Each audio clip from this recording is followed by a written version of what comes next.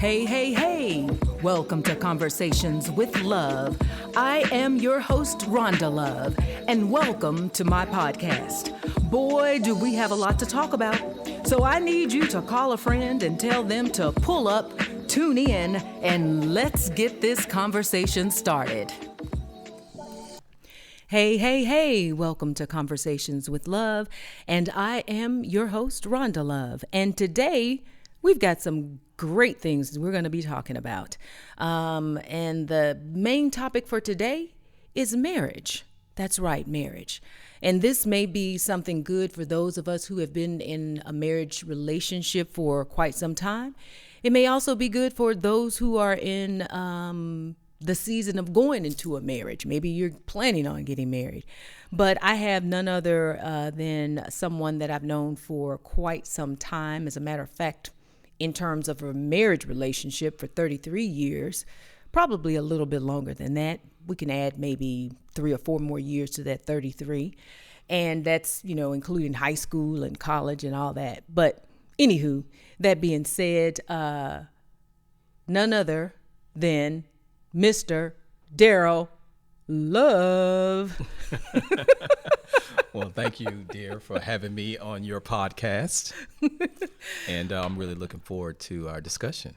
Yes, and now I will tell you all, any of you who participated or listened in at the last podcast with my son, Mr. DJ Love, this is going to be a quite different one. Langston and I were a little silly. My husband is Sillier. Yeah, we'll say he's sillier, right? Well, let's go ahead and get right into this conversation, dear. Okay. And interestingly enough, I knew that this was going to be one of the topics of discussions that I wanted to have, because ever so often when I meet someone and I tell them about you and just our relationship, the first thing or one of the things that they'll ask is, well, how long have you and your husband been married? And I'll say, 32, now it's going to be 33. And they'll go, wow, 33 years. And if you think about that, in today's world, for sure, there aren't that many folks that have survived up to 33. That's true. Even if you get to 10, that's what I told a young person just recently. That's like a blessing. And so it made me just think about the question, what holds a marriage together? Well, actually, I'm going to just say several questions, actually. But what holds a marriage together? What does marriage mean to an individual? Because marriage for some may mean a totally different thing than to others. But it just really does spark a lot of conversation in terms of how do you hold that marriage together.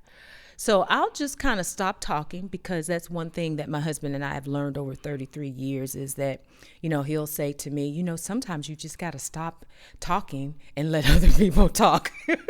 So I'm going to stop talking and I'm going to let him say some things. So what do you have to say?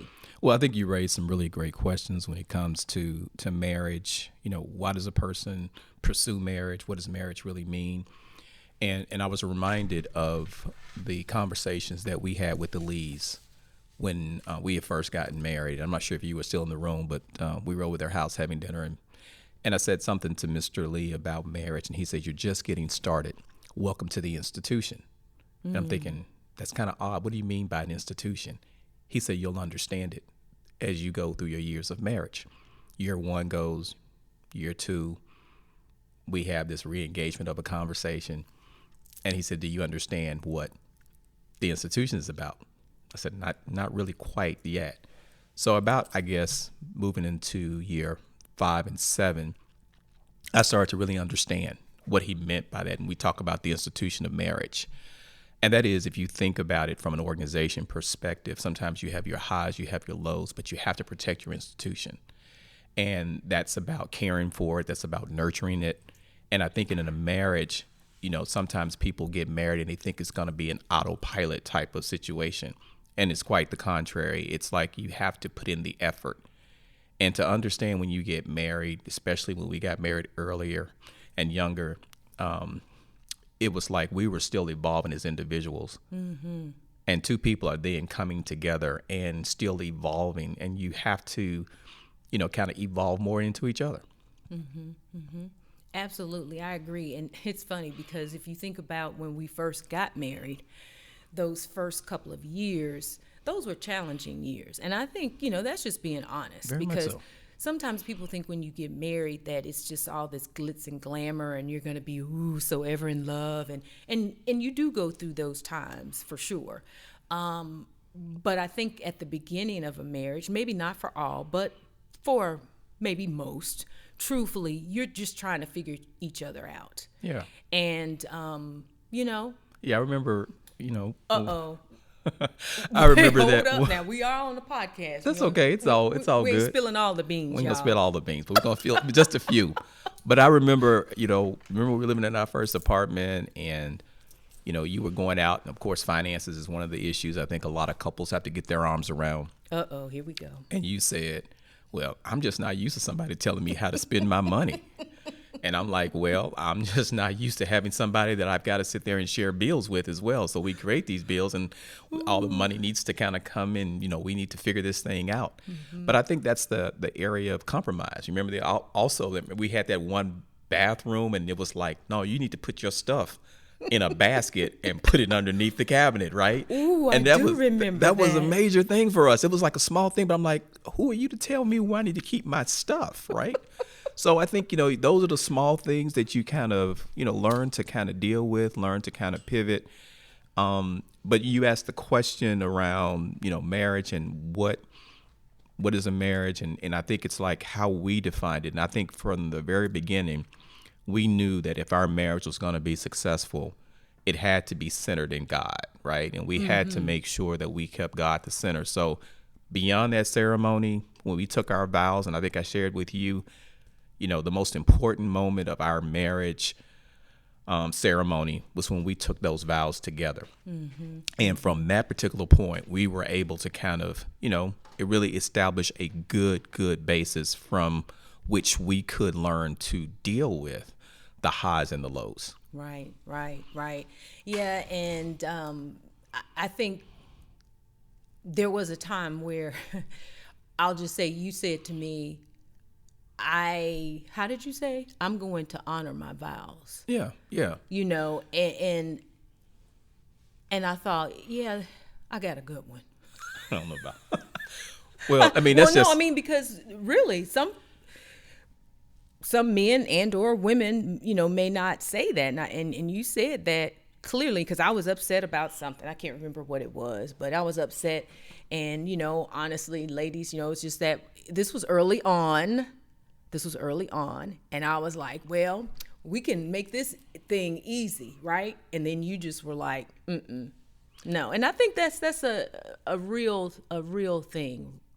And I just think I learned from you. And that's something that as a wife, I've always appreciated, because when you talk about the institution and then when you talk about the basis of our relationship, which was based on faith, right? You have represented that well for us. And I think when you are married, and I'll say this from a woman's perspective, you want a man who is godly and who is God-fearing. And that's what I have gotten from you. Well, and I'll say the same thing. I think back when, we were like dating, of course, it goes back to briefly in high school. We had an opportunity to see each other again back in college, and our relationship started.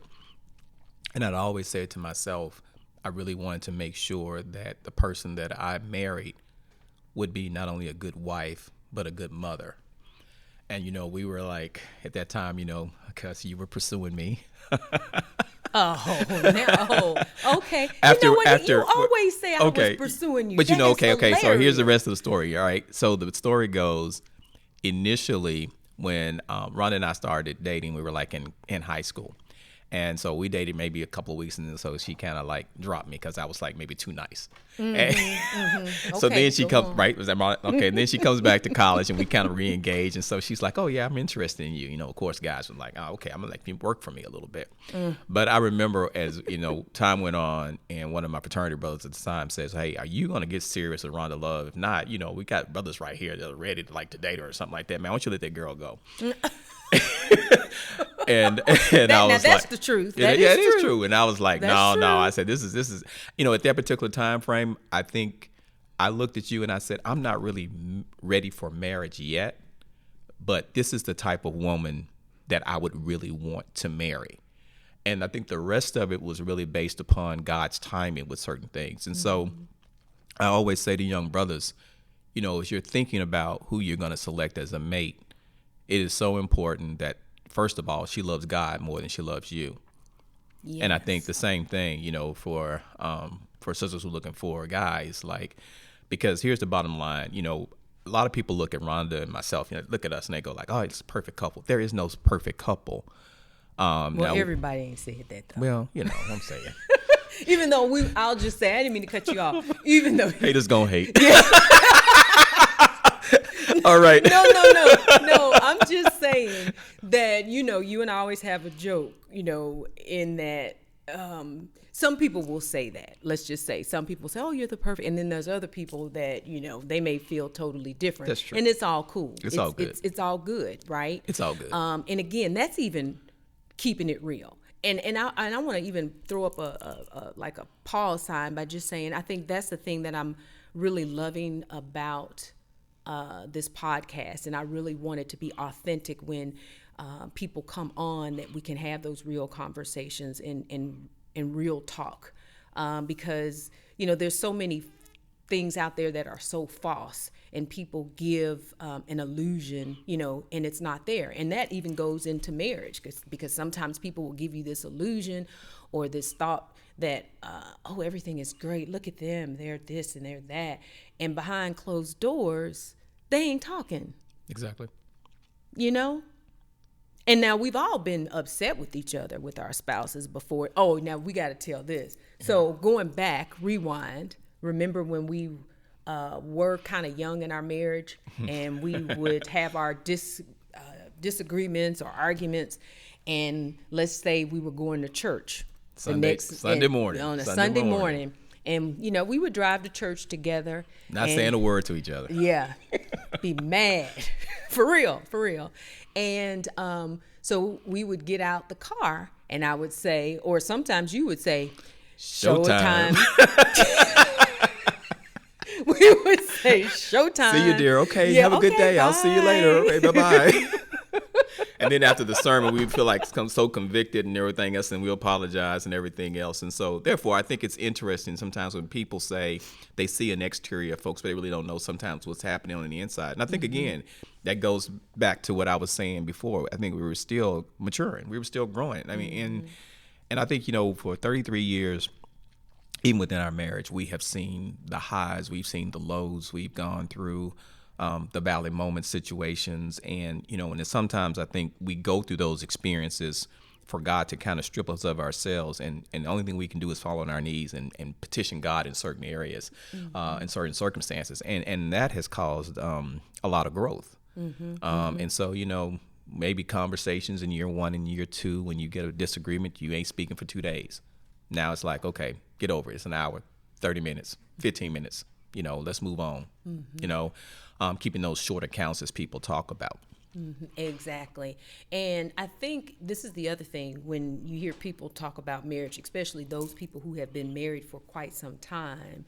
They will say that the longer you are married, the sweeter it gets. And I think that's really true. I think at the beginning, yes, you're that liking love, right?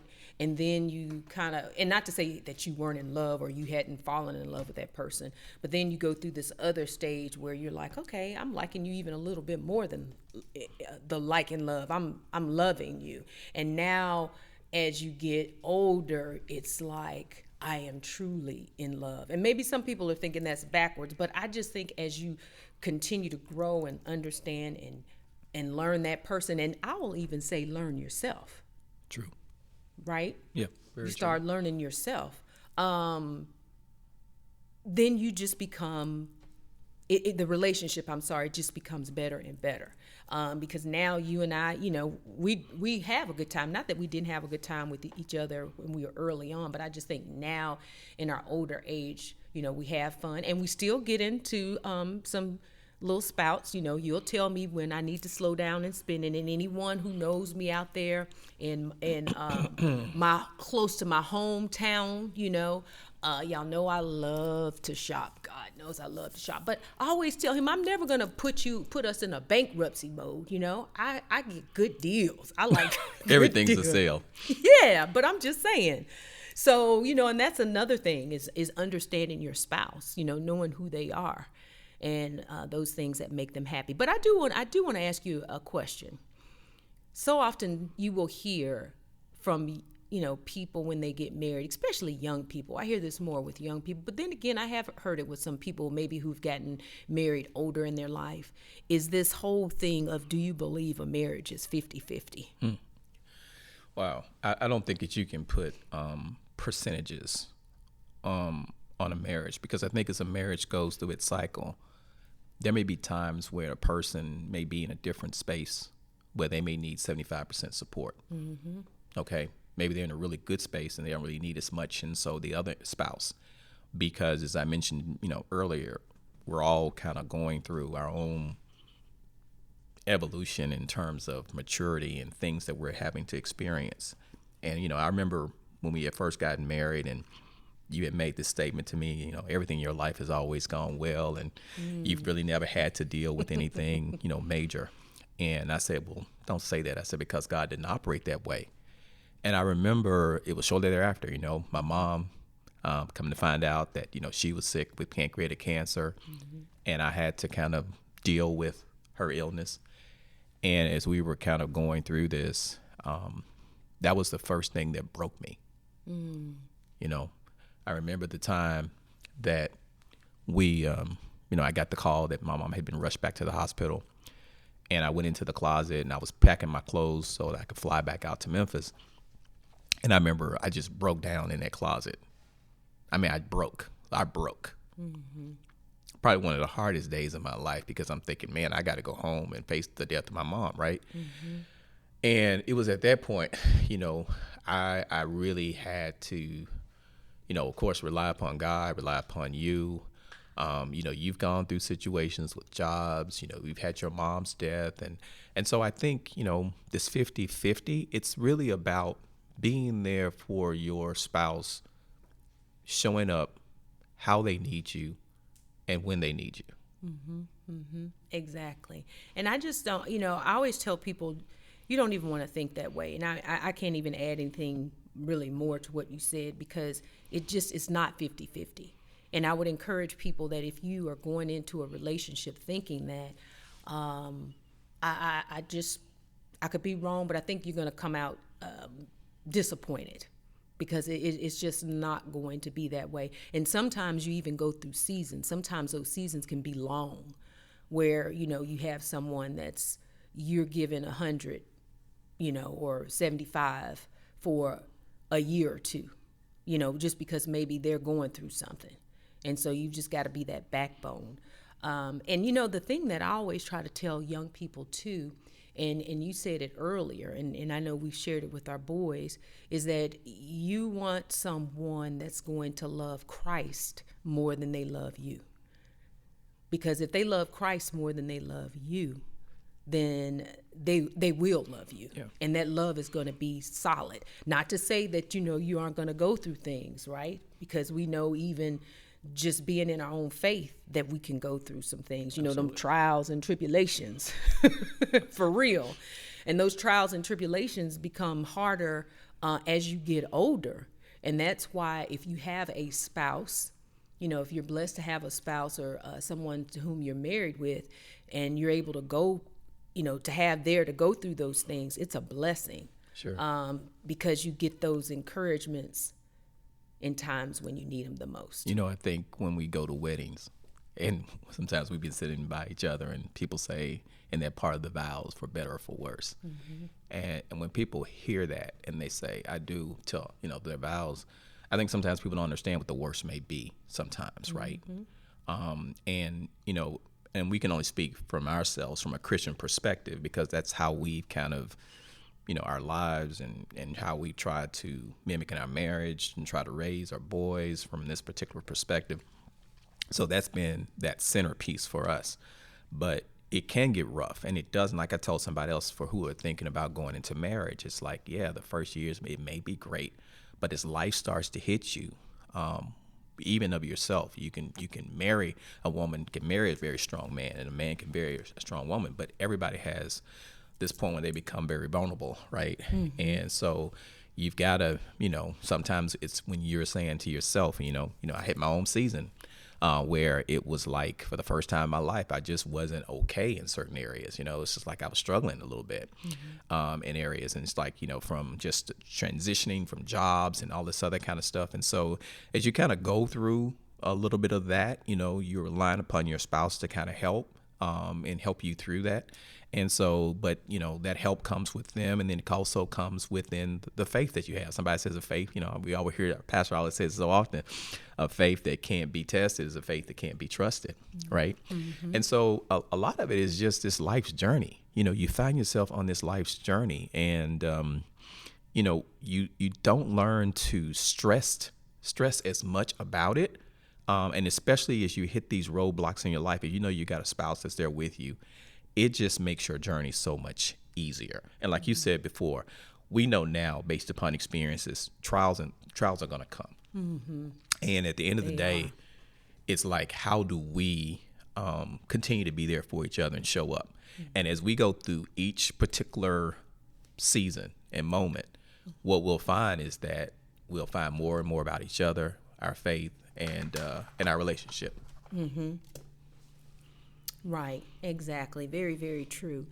So, we're kind of getting close to our time to wrap up things. So, first of all, I'm going to thank you for, being here. Not quite towards the end, but just want to thank you also for being the great husband that you are. Well, thanks for inviting me. Yeah, absolutely. You're my warm-up.